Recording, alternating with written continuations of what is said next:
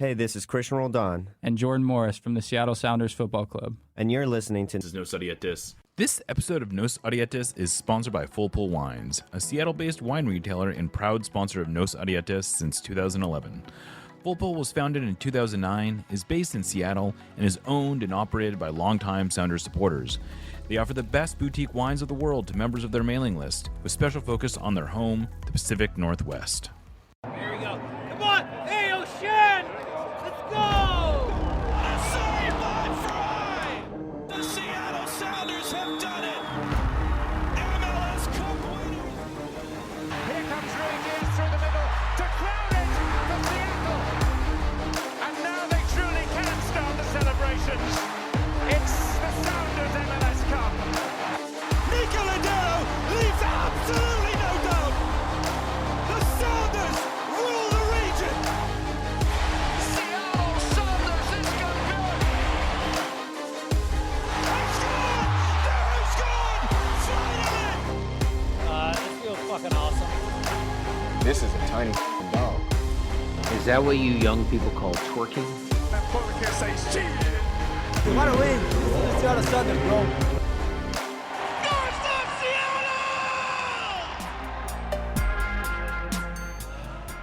Welcome to another episode of Nos Audietis, sponsored by Full Pull Wines and our subscribers. We're recording on Friday, May 10th, 2024. I am your host, Jeremiah Shan. Joining me today is my co-host, Mark Kastner, and our engineer, Lickett. Well, it's been a very busy week here in the world of the Sounders. They started off with a 0-0 tie against the Galaxy, followed that up with a shootout win over Louisville City in the Open Cup, and now have a road match against eternal rivals, the Portland Timbers, on Sunday.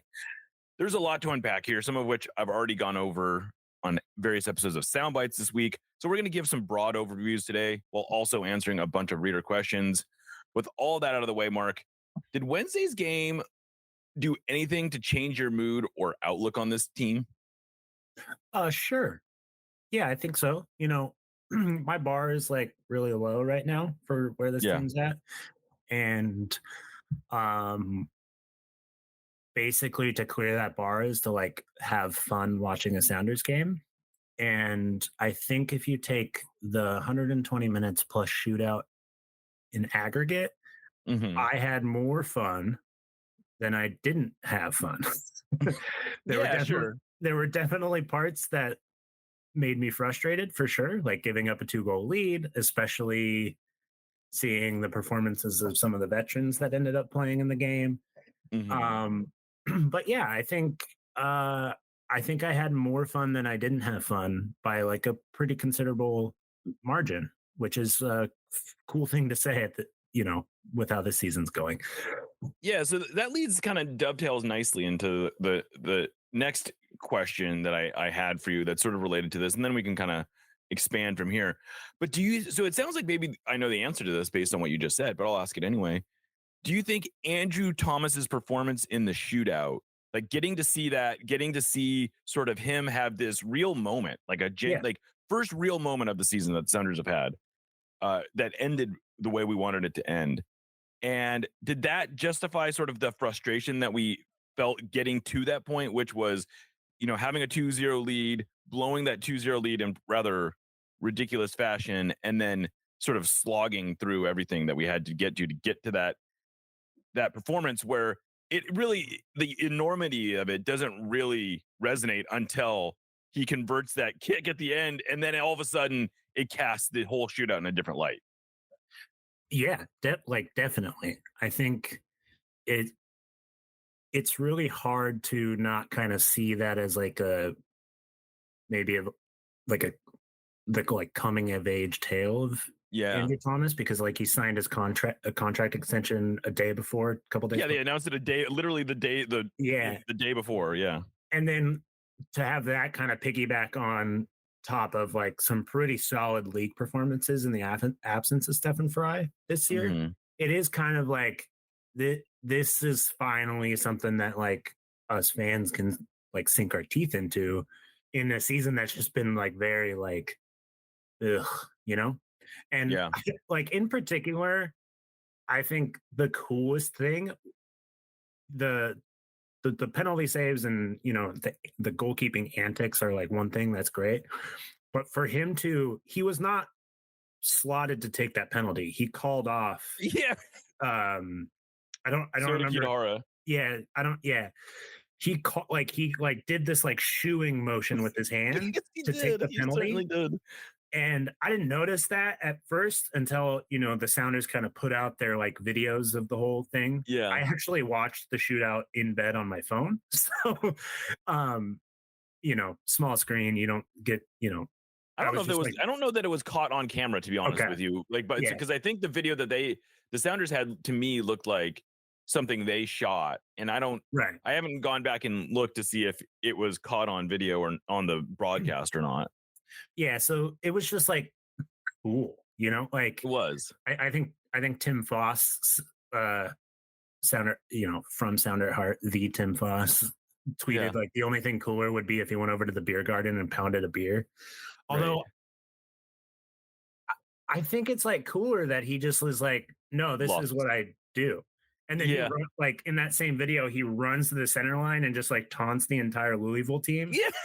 Which is like kind of crazy to think about. Like, why are the Sounders like stooping to this kind of level? But who cares? Hey, whatever, right? Big users at this point, and it was interesting. It was an interesting dynamic. I don't know. We haven't. I went to the game with my 8-year-old daughter, and at around the 85th minute, she just ultimately said, I think it's time to go. And I was, I had a feeling that might be going to a shootout. It just had that vibe about it. And I thought, okay, if we get out of here, I might be able to get home by the time the shootout happens. And as it turned out, they equalized while we were walking to the car. But in any case, I say that because I didn't get to talk to Andrew after the game.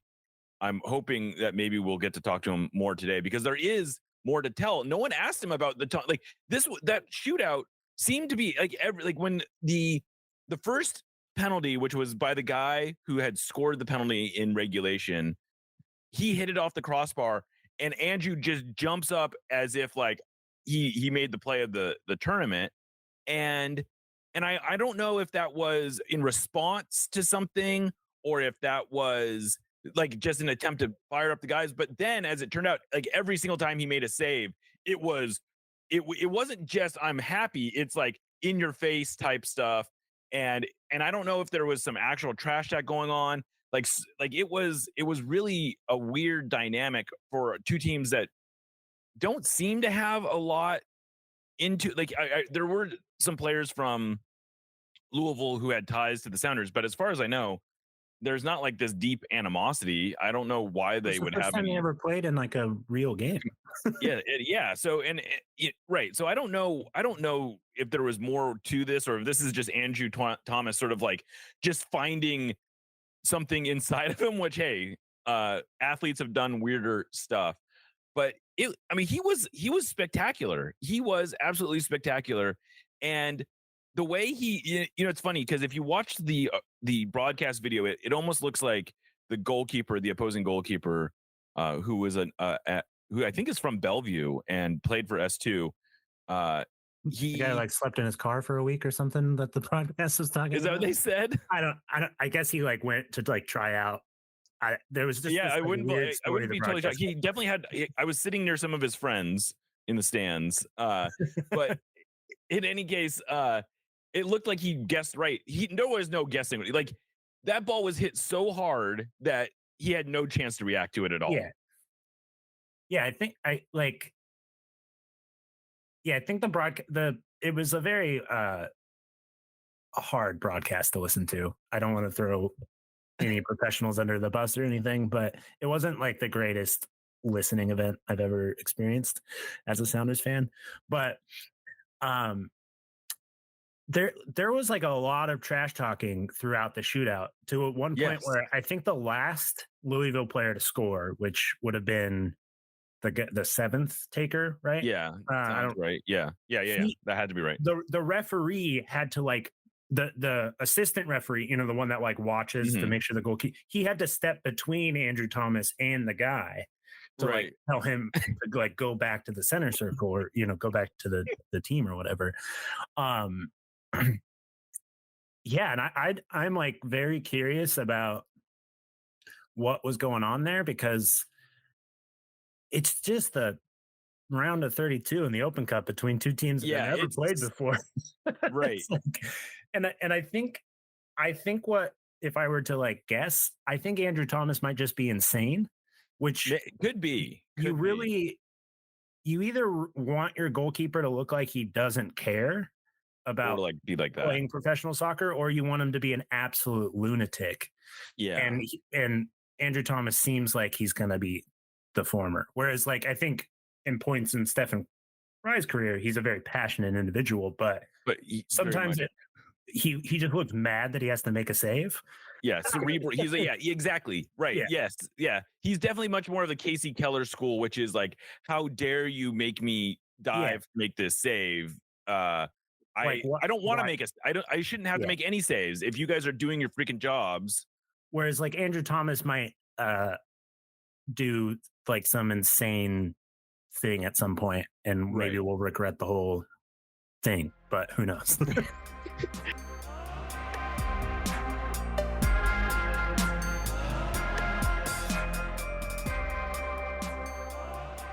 Yeah, he was. But yeah, I mean, this was sort of a Star is Born moment. It felt like to me, and it'll be. It went all of a sudden from, like I'm always invested in the Open Cup. I want them to do well, but now I'm really like I want to see how. And I'm glad that my assumption is that Andrew Thomas will get the starts as long as the Sounders are in the Open Cup. I would, that's not always been the case. Usually the way it works is, the backup keeper will get some reps early on in the tournament, but then eventually they turn it over to the starter.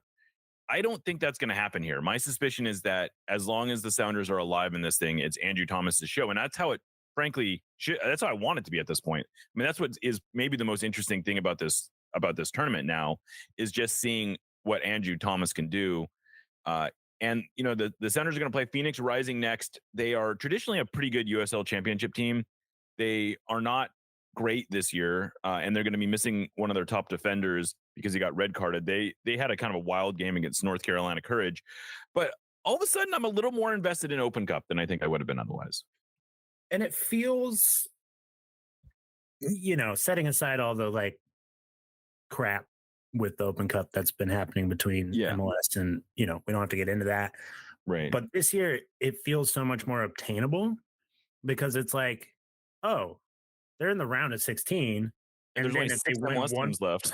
Yeah, if they win one more game, they're in the quarterfinal, which is like, you might as well just basically be in the final at that point.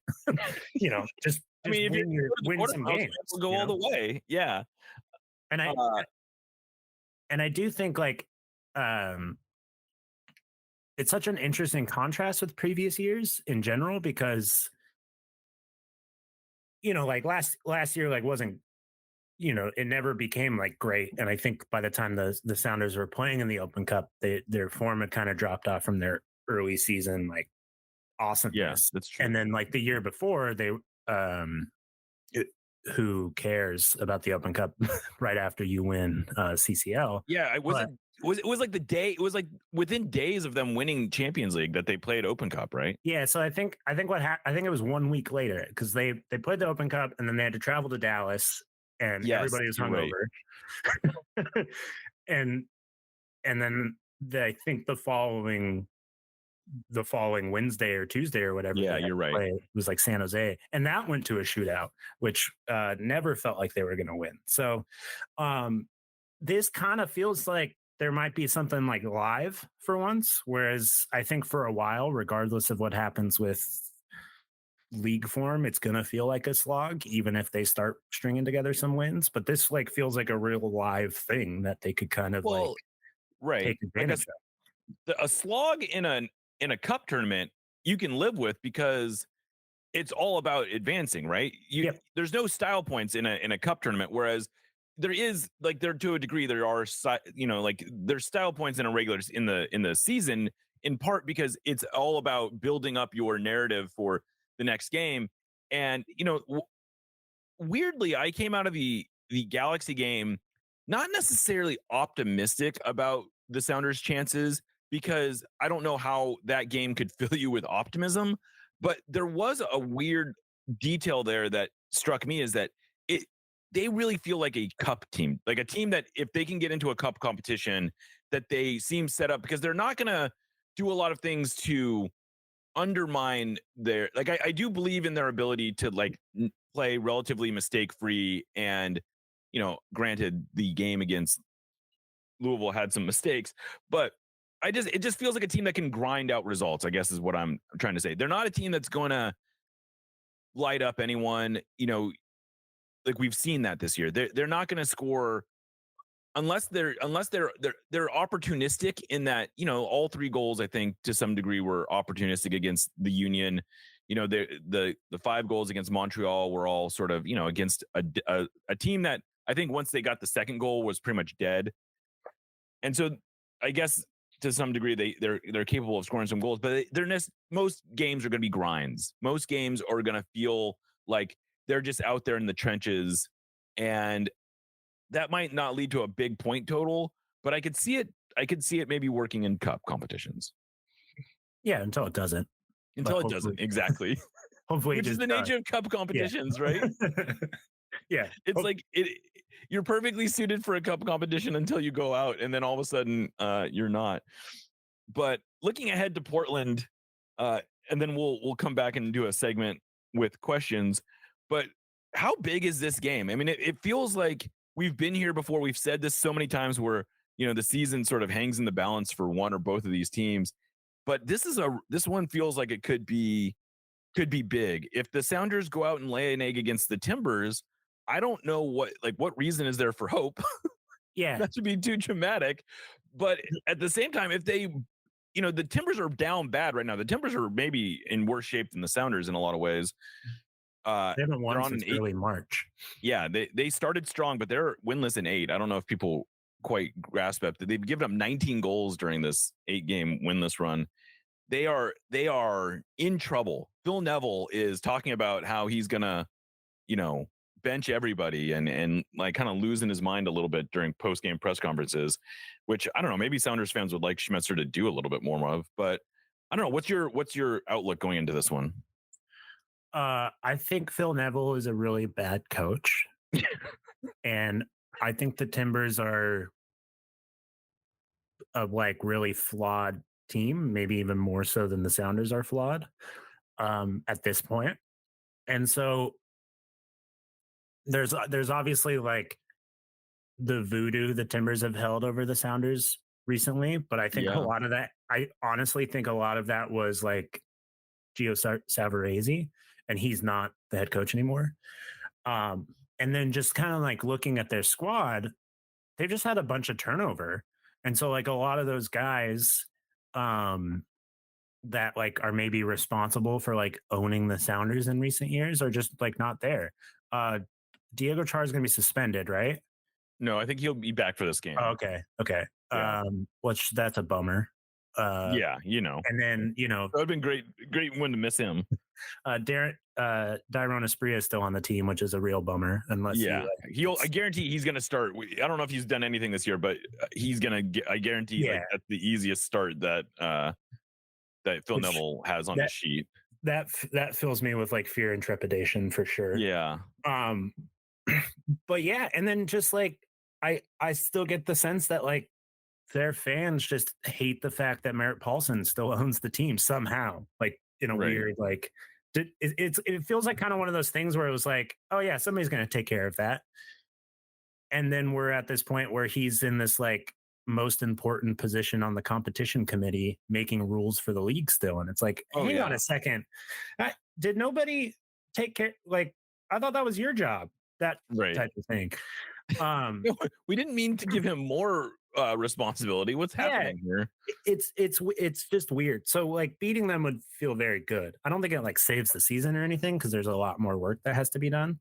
But hey, real good start. Let's just start there and then worry about everything else afterwards. Yeah. Yeah, it would be really nice if the Sounders could, they're coming to this game with a 6-game winless run against the Timbers, which is the longest in the history of this rivalry that goes all the way back to 1975. And so maybe the Sounders are just due if you believe in the do line as the gambling fallacy states. But I mean, if the Sounders, I don't know, it would be great. It would be, the Sounders have so many games coming up, and there's not a lot of games on paper that look really winnable.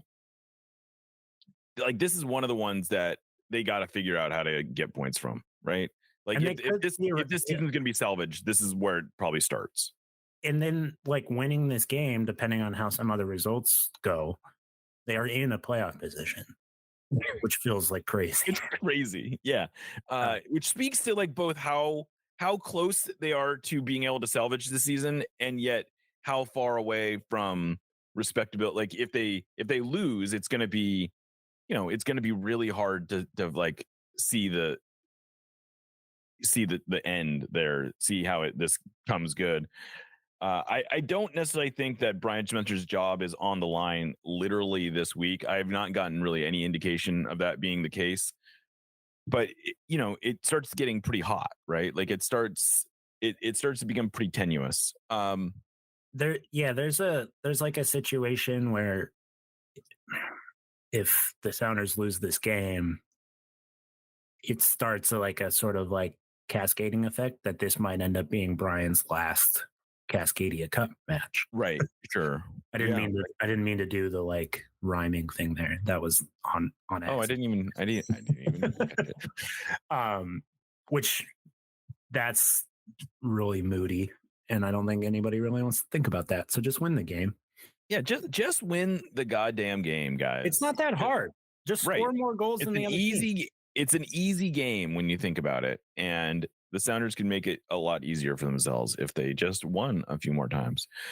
All right, well, let's call this a segment. We're going to come back. We're going to take a bunch of questions that we fielded from our Discord, and we'll be right back.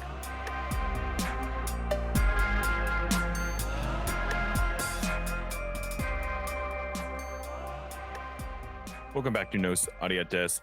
So we, as we often do, we aren't doing a whole mailbag episode this week, but we are doing a mailbag segment of this episode. So I hope you appreciate this bonus content here that we're providing you.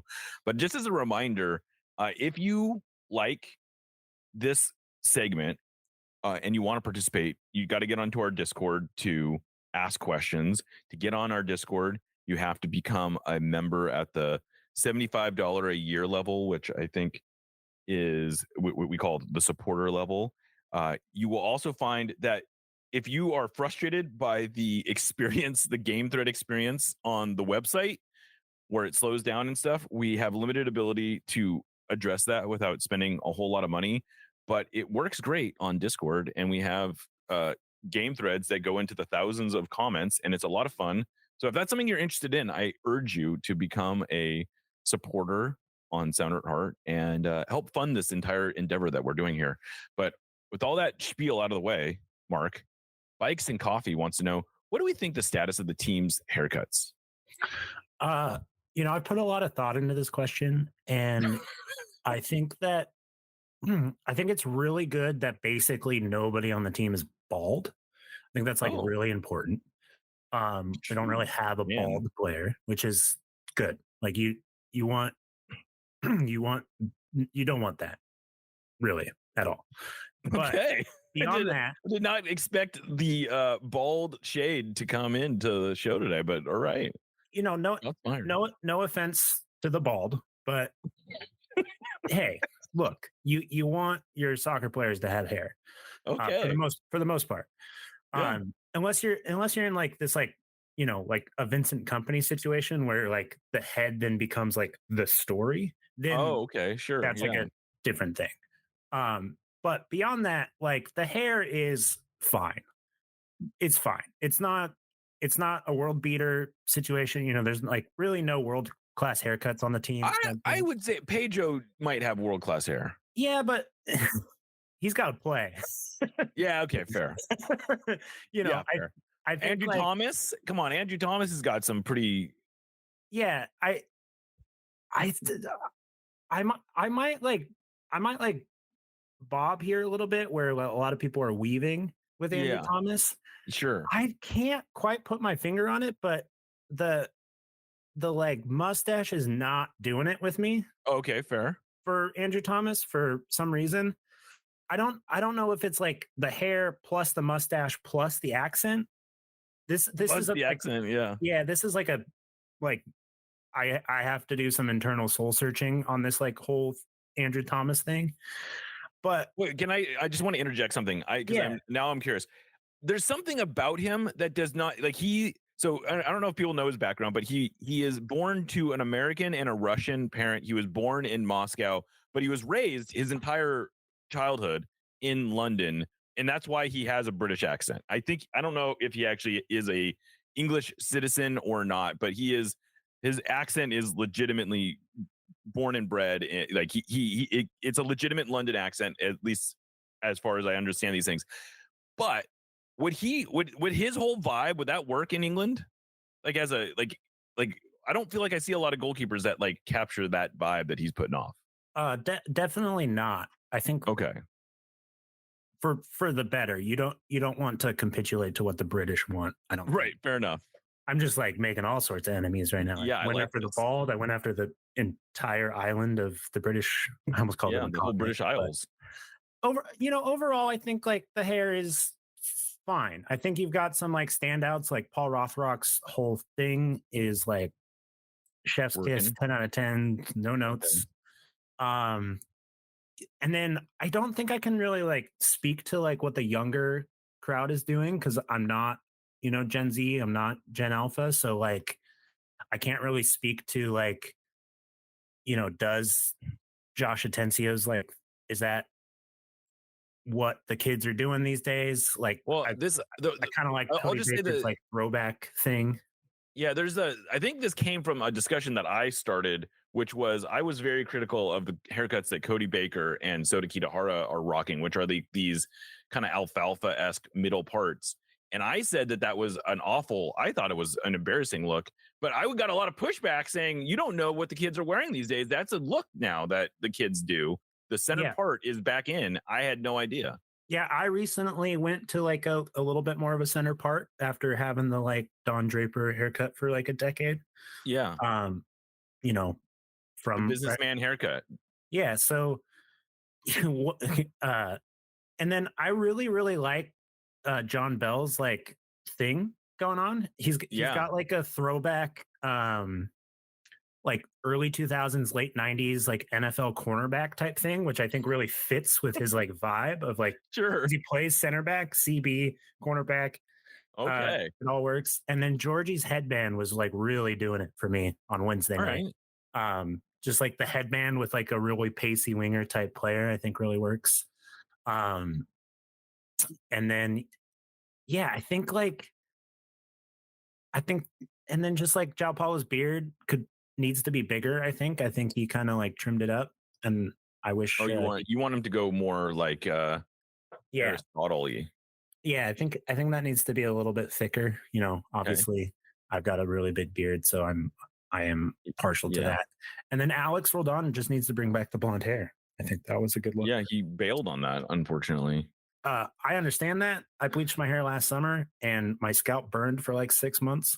So maybe there's like, maybe that's what he's thinking about. So, but I would like to see somebody like do something this summer, like do pink hair, do green, like somebody's got to do that. I think, I don't know. I think Jordan would look weird if he did something with his hair. Raul's done like a couple of different things. Previously. I gotta tell you though, we are like 15 minutes into this. Into the haircut discussion. We might need to wrap it up. No, yeah. I mean, I just kind of went man by man and just said, yeah, I know. I'm not criticizing you. My producer Lickett is signaling to me to wrap it up. All right, I'm done. All right, go ahead. You're up now. So at least twice in the home match against the Galaxy on Sunday. This is from Too Old, Too Tired. Yeah. At least twice in the home match against the Galaxy on Sunday, a Galaxy player was attended to on the field by the medical staff. And, it's a pretty long question. I'll just kind of summarize it. There's this new rule in MLS where if it's a tackle that isn't like produces a yellow card, the player's supposed to go off for 2 minutes. Do you have any insight into like what actually happened there? Or is it just kind of like it's up to referee? Yeah. So my understanding is that the way that the rule is written, and more importantly, the way that it's being interpreted, apparently, is there's a lot of leeway in terms. So basically, even though the rule is written, if there's a serious foul, basically, if they believe the foul legitimately caused the delay, whether or not it was a yellow card or not, that if essentially the referees are being asked to assess, do they think that the player is like being dramatic, or do they think it's a legitimate thing? And it seemed to me that what happened in this case is VAR may have actually radioed to the referee and said, no, that like Rusnak made contact with his knee, and this is so like give him some time. So I guess the short version of this answer is there's a lot of leeway, and referees are not right now inclined to enforce this rule at its. I'm looking at it sort of as the 8-second rule with goalkeepers. Yeah. Like, I don't know how often we're actually going to see players forced to stand off to the side for 2 minutes and teams get power plays. Like, I just don't like the rule at all. Like, I don't want. It definitely brings into question the rule that if it's not going to get enforced, why do we make a big deal out of this? I just don't want referees to have more things to care about in a game. Yeah, that's fair. I do think that the sub rule, I like the sub rule better. I think where you only have 10 seconds to get off the field, or I don't even know if it's 10 seconds, but there's a timer. There's now like a hard timer on how long it takes to get off the field. And I like that. I do think that's, and I guess this rule has the potential to like encourage players to be less dramatic, but we'll see. I don't know. As this reader accurately points out, it wasn't enforced here. So yeah, who knows?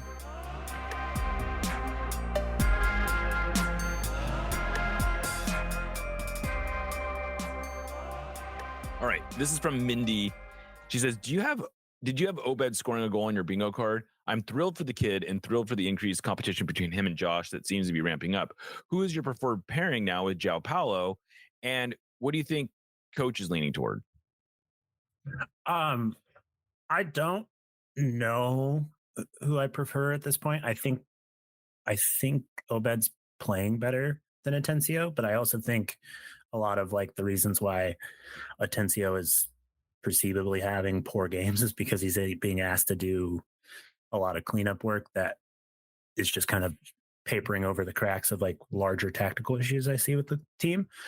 And I think Obed's just being able to play with a lot more freedom. I will say, with the caveat that I've been very impressed with Obed playing as a right midfielder. It's something that I've wanted to see all the way back to when he kind of came through in 2022. I just think like with the way he's like a mini Christian Roldan, basically, which is funny because he's bigger than Christian Roldan. But yeah, I think the goal that he scored was really great.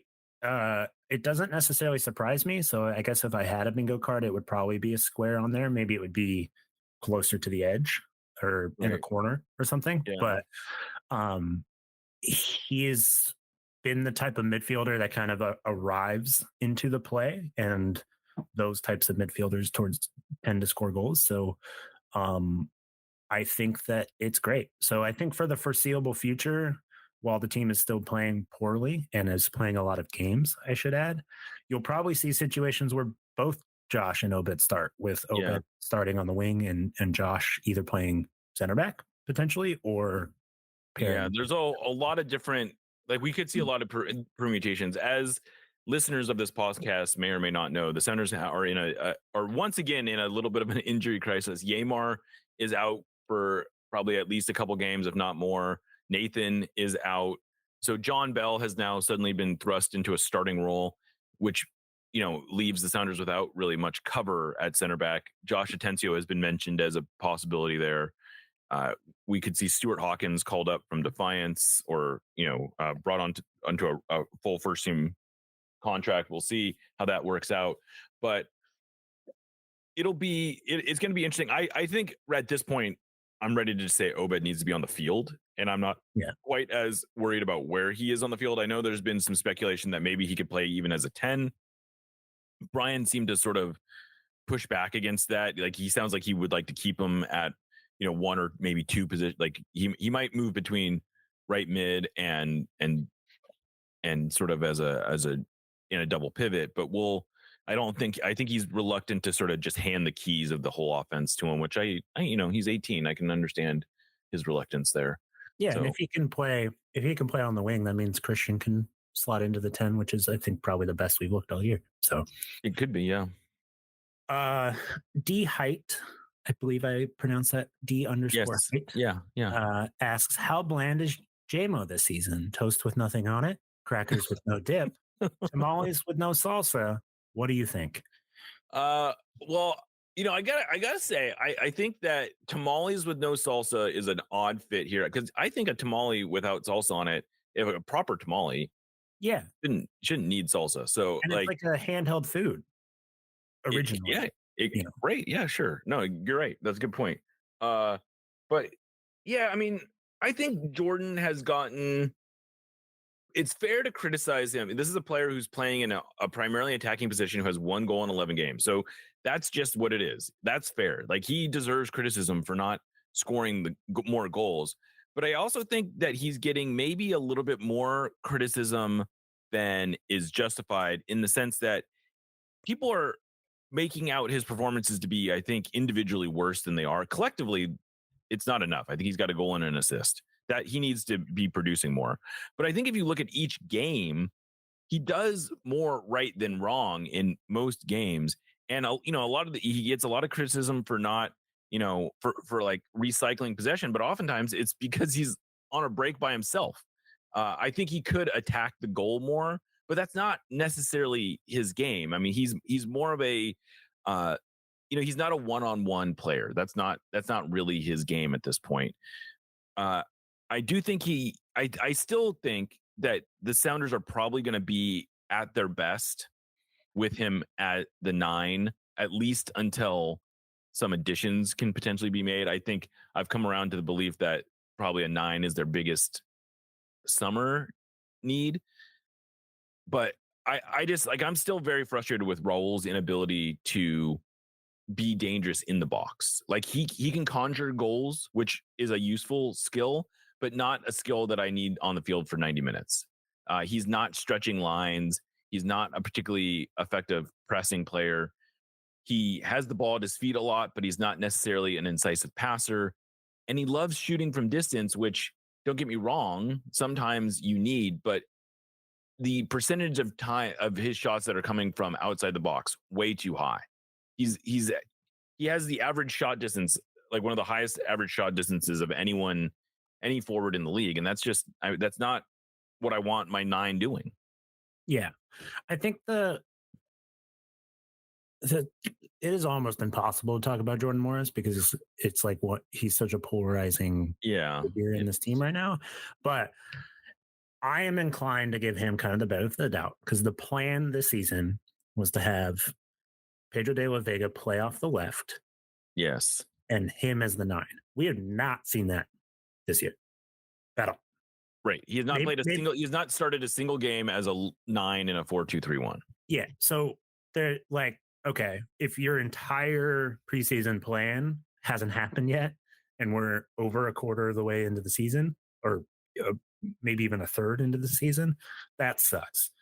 With that said, if you kind of take a look at Jordan Morris's shot map, with the understanding that, like, most of this has come as a left winger, it's actually very encouraging. Pretty much every one of his 18 shots, or actually every single one of his 18 shots, has come from inside the box. Yep. And a majority of them are between the penalty spot and the 6-yard box, which is exactly where you want somebody taking shots and so, hey, shots don't go in sometimes, unfortunately.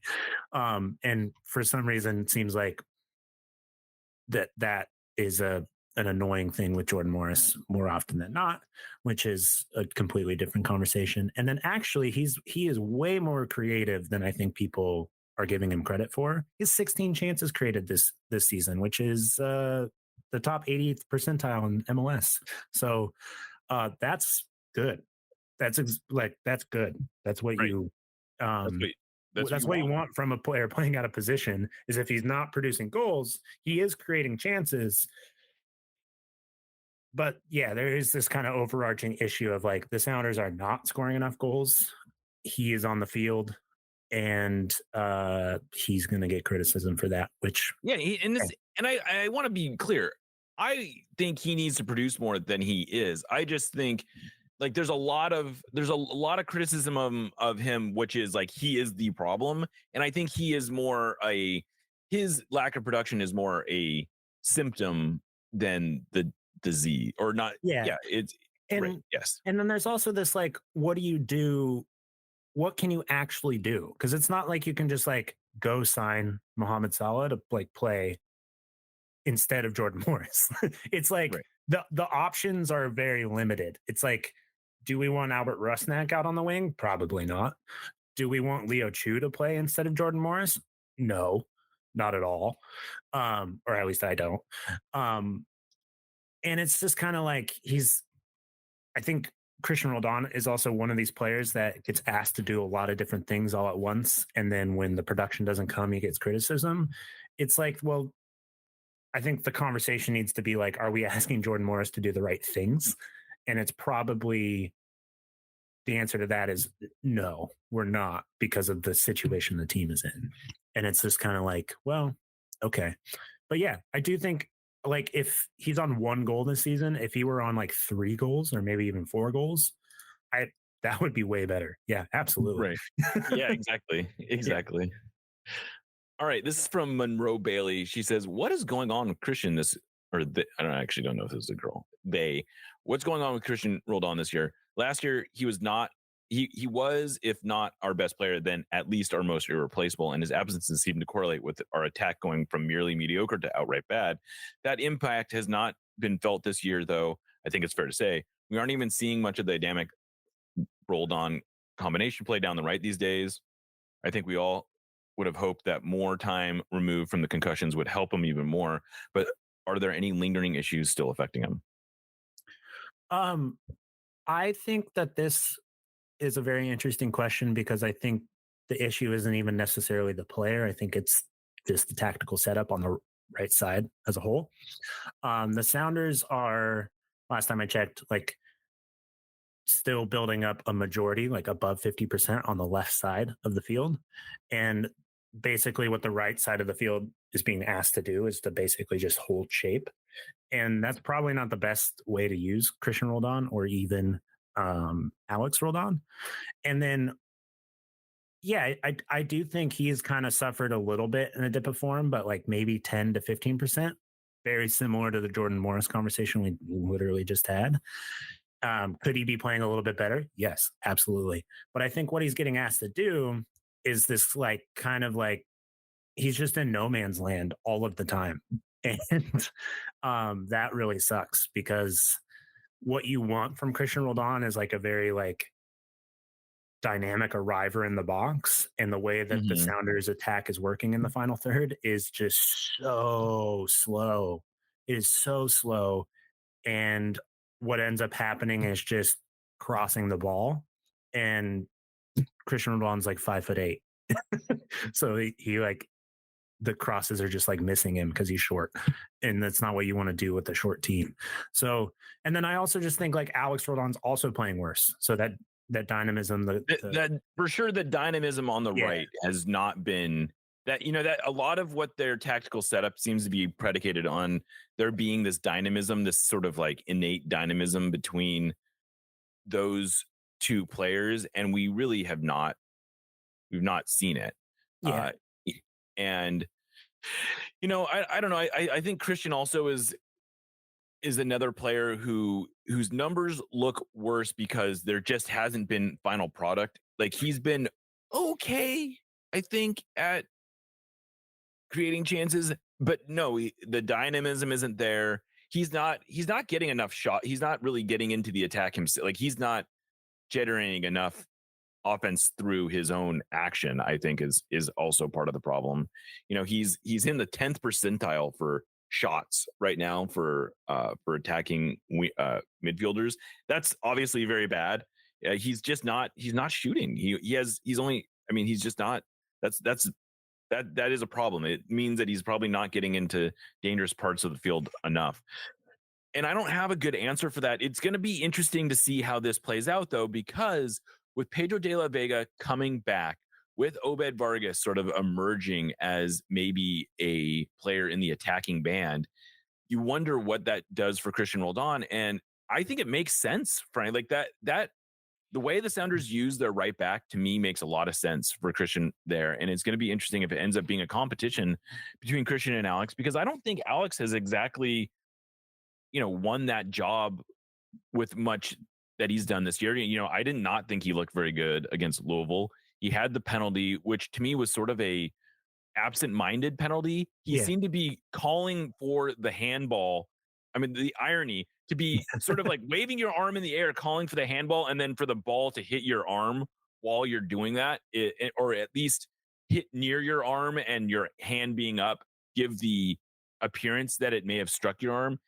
There is an irony in that. And then, of course, that comes on the heels of him having just completely mindless red card against Vancouver that got him suspended an extra game. It's been a rough go for Alex. And I don't know if there's something else going on behind the scenes or what's going on, but I don't think either Christian or Alex can be written in ink as starters right now. And if that means they're competing for one spot, that's something I'm totally fine with. I think I like Christian at right back right now more than I like Alex. But like you said earlier in the show, maybe Christian at the 10 makes some sense. I still think Albert Rusnak is the better option given those two choices. But I think there's a conversation to be had that certainly against certain kinds of opponents that Christian could be a really useful player there. Yeah, well, I will add, I really liked Christian at right back against the Galaxy because he effectively played as like an auxiliary central midfielder. And that just like in the moments where the Sounders looked good against the Galaxy, which let's be honest, there weren't that many, but at least like I got the vision of the shape that was happening in possession, and I really like saw something there. So I would like to see more of that. Or maybe even Alex playing the same way. They just played the position completely different. So yeah, I liked that. Ken W asks, what's your starting 11 next week? And are you going to play a smash and grab wide open soccer or much more conservative and hope to catch them in transition? Presumably talking about the Timbers. Yeah, you're talking about the Timbers. Yeah. Could a disastrous showing be the end of Brian, even if he still has the locker room? Which we've kind of already talked about. Yeah, we talked about that. I don't think this is a make or break game for Brian, but like I said, it definitely will add a lot of. I think it starts turning up the heat a lot if it doesn't go well. So we don't need to focus too much on that.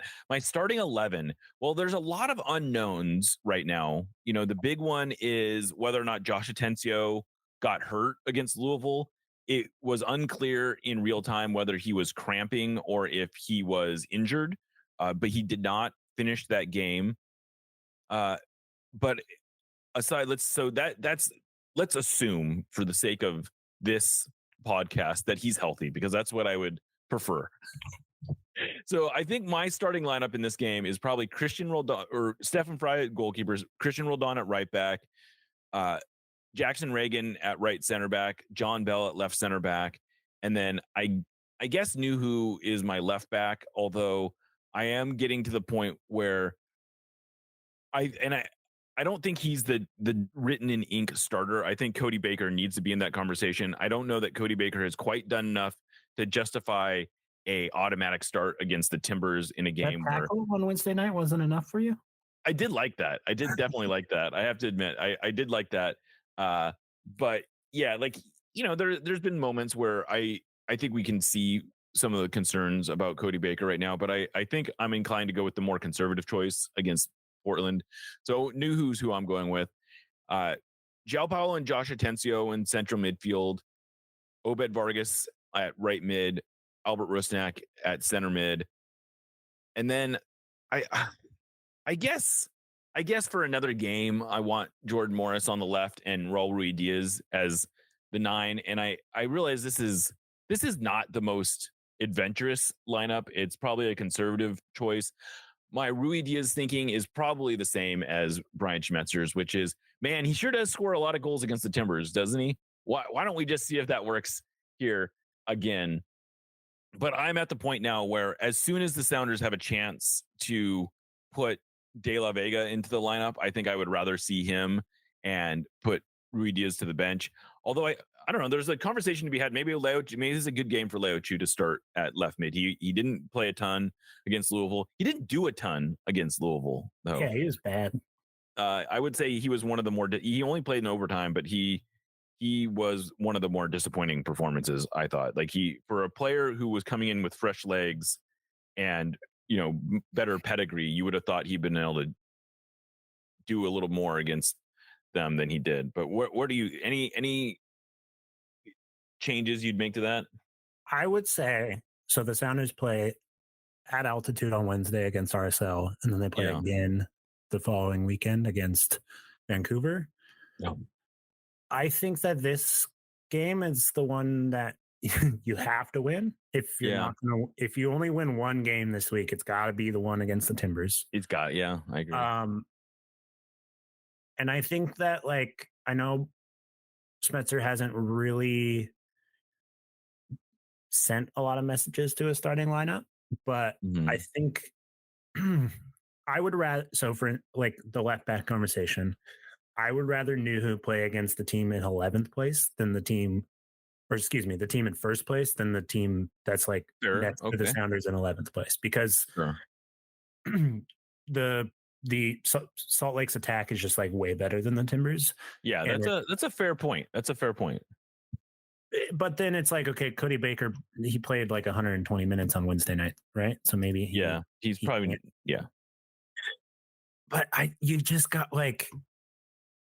it's getting to the point where the Sounders have looked so much better in possession on the left side when Nuhu doesn't play.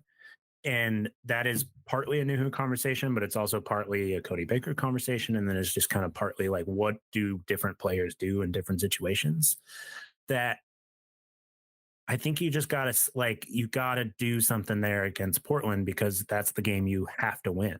So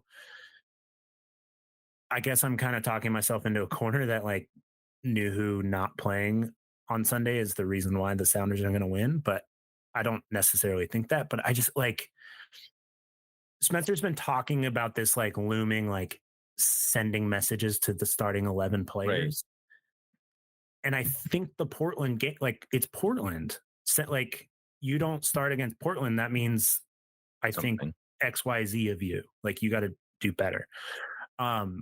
Again, I'm not a head coach, so I don't know if that's how anything works. I'm just a guy. So, but I would like to see younger players given an opportunity over some veterans. And it's and think about it. A lot of these veterans have played in the last 8 matches where they haven't beaten the Timbers. So that's a fair, whatever it is. Totally fair point. And I think Brian felt like he was starting to send a message when he pulled Rusnak and João Paulo out of the Galaxy game. I think he gave a pretty strong indication that was a reflection on how little impact he felt like they were having in the game, and he wanted to put sort of fresh legs out there.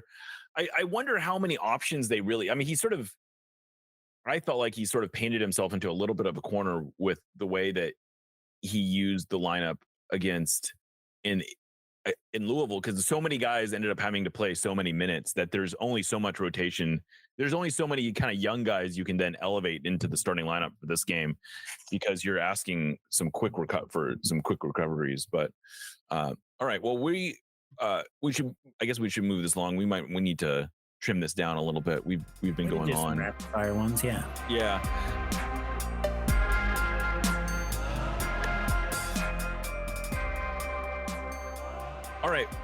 All right. This is, maybe you can handle this one relatively quickly. This is from the Joshua. It says, we're at the point where we are our record. What should fans do? This looks like it's going to be a long, toothless season. I think fans should do whatever they think they should do. Yeah. There's no easy answer there. It's really not that deep. I don't think there's like, I don't know who this person is, so I don't want to assume that they're asking one thing or another. But if this question is implying like some sort of protest or walkout, sure, do that. If this is like, hey, maybe I should sell my tickets to the next few home games and go do something else, yeah, do that. Yeah. Do what you got to do is the answer. Yeah. Hey, like this is a leisure activity. Like being a fan of a sports team is supposed to be fun. Yeah. And if it is not fun, you shouldn't do it. Plain and simple. Agreed. I can have fun when a team is bad, personally. Because there are interesting things for me to think about when the team is bad. And I have an obligation to your website. So but if not watching the games is what you want to do, you do not need to make an excuse for that. You're not a worse fan than anybody else. If you need permission to respond how you feel like you should respond, here is No Sadia is telling you can do what you need to do. Yeah.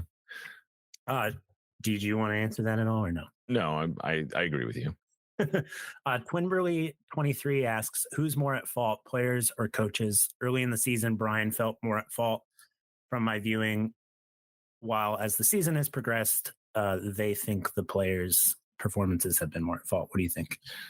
Yeah, I mean, it's a little of both, right? Like, I think Brian could definitely still be doing more to hold players accountable. I think he could be doing more to, create an environment of competition within the team. I still think that is maybe still something that is a little lacking.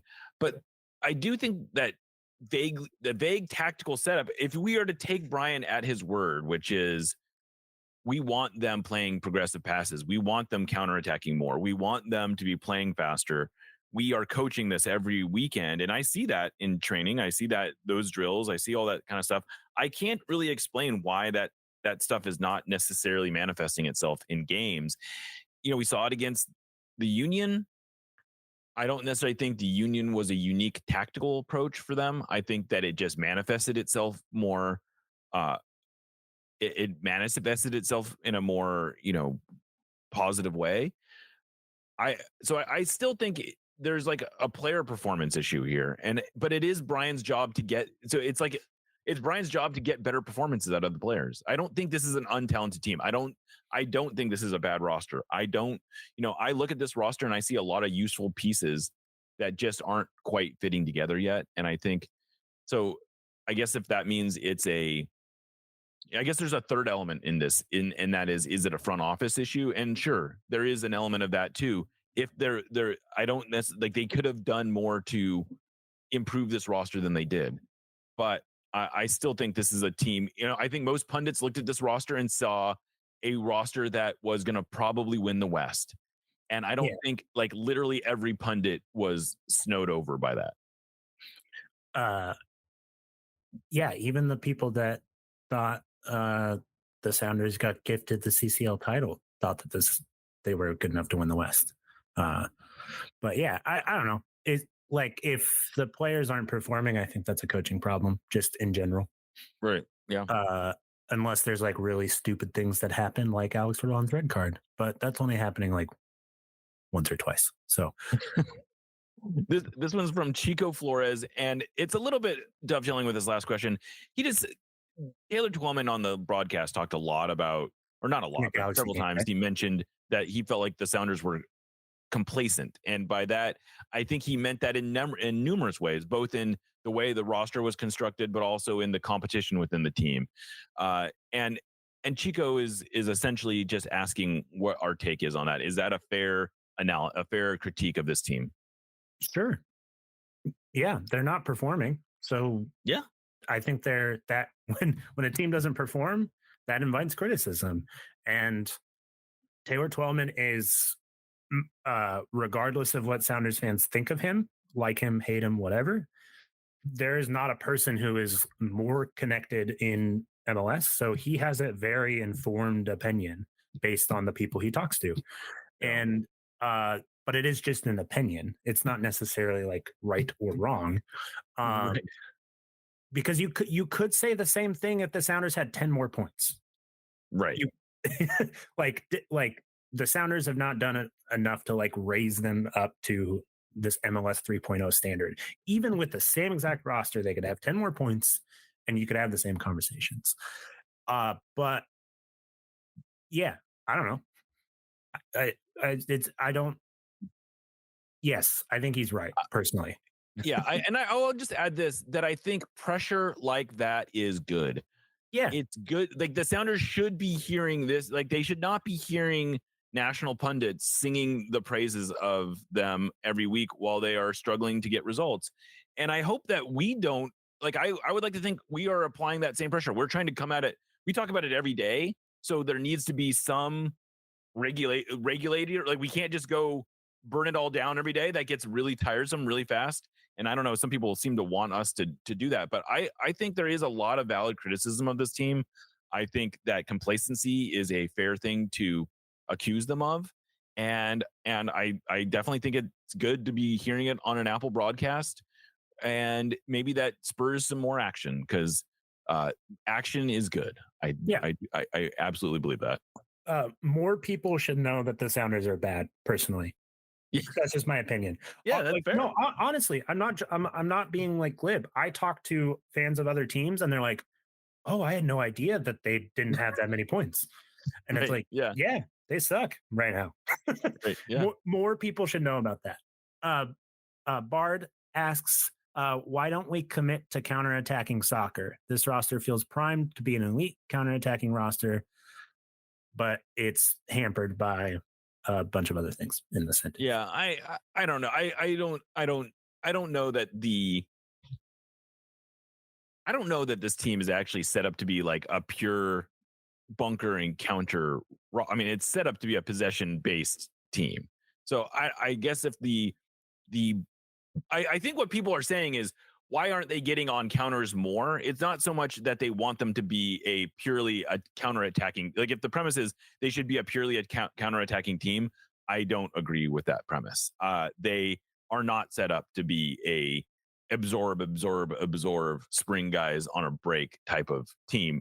They have really two guys who are capable of doing that offensively, and I don't know that even that's the best setup. What I think is more frustrating is that they don't find themselves in more transition opportunities, and that I don't have a good answer for, because it seems like they do a lot of the stuff well. Like they are a reasonably good team at counterpressing.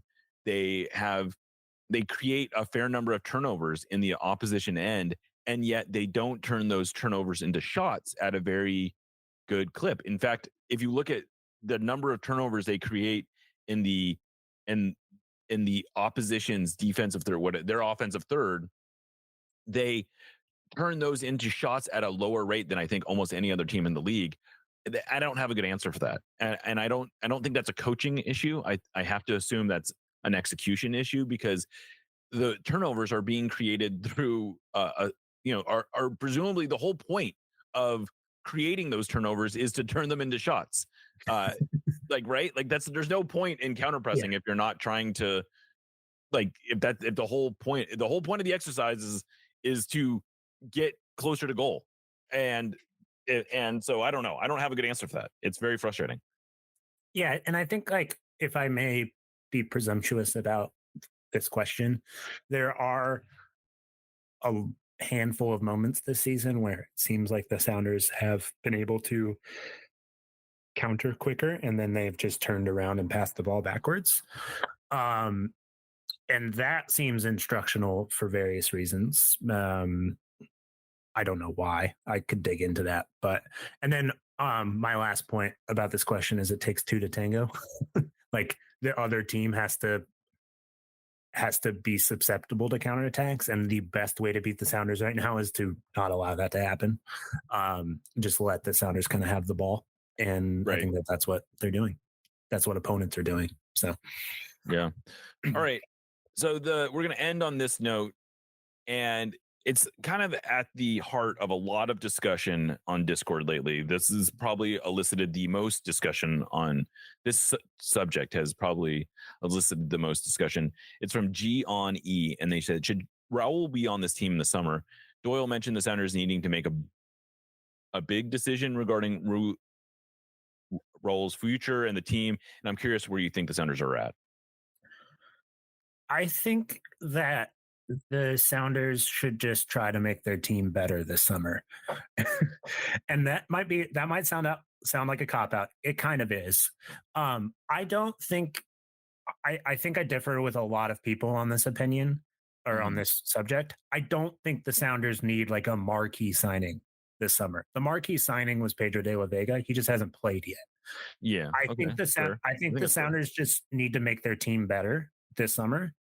And I also see a point where very soon the conversation around like what the Sounders do this summer is actually a conversation about what they do next year. Yeah. Because they might just be bad enough that it doesn't matter what they do this summer. And I just think the question is, do you think Raul should be on this team next season? And the answer is probably no. And I think you probably just got to figure out the best way to facilitate that. Is there somebody that just like takes him, or is there even like maybe a little bit of like a transfer fee? It like you got to get creative. I think my biggest criticism of the Sounders sort of like front office brass over the last 2 years is they have not been more proactive about getting rid of players. Yeah. I think that they're, we had this conversation about Arriaga, who just kind of basically left for nothing. For cap space. Yeah. Yeah. And there were very significant rumors, if not a downright offer last year, that would have been a lot more than just cap space. You can just run down the list. And I think that this is a broader conversation than just Raul, but they need to be better at being proactive about getting rid of players. And that also comes down to selling promising players. They're just not very good at that right now. And they haven't been for years. And I also had that criticism of Garth, quite frankly, towards the end there. He wanted to keep the band together for a little bit longer than I think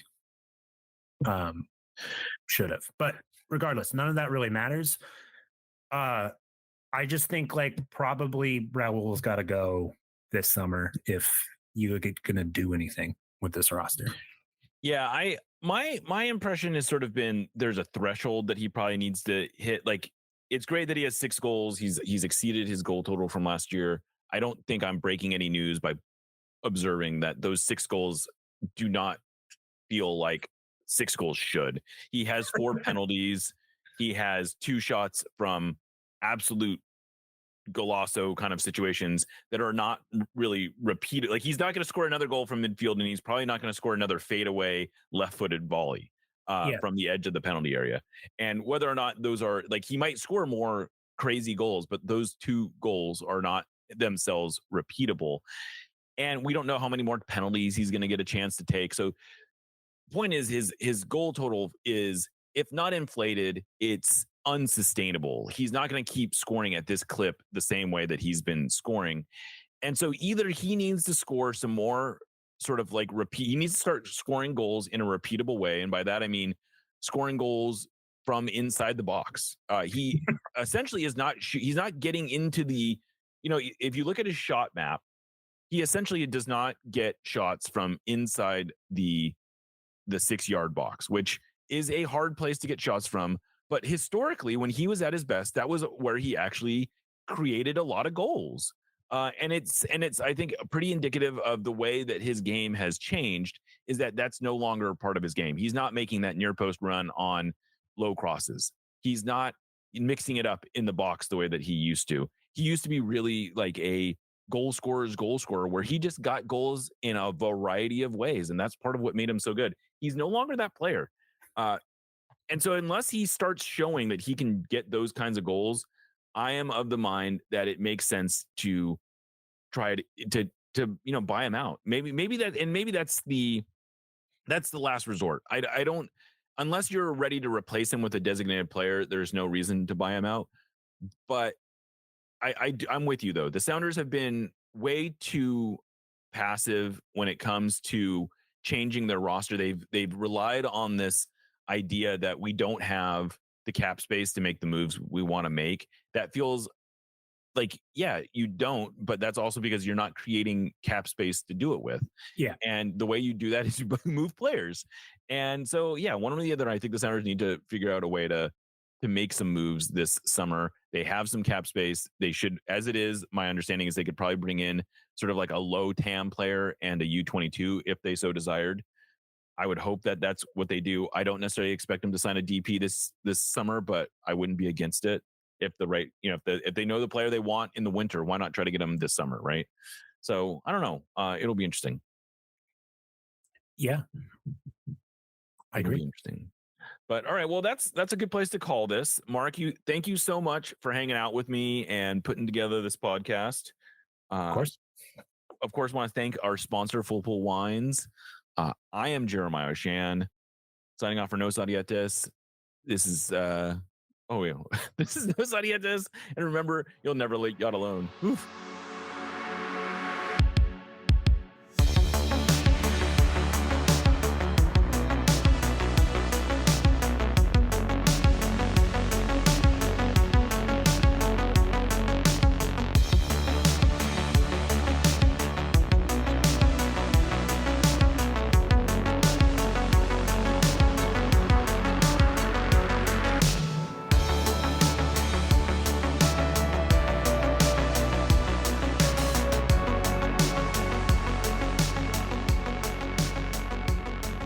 We love you. Let's win another one.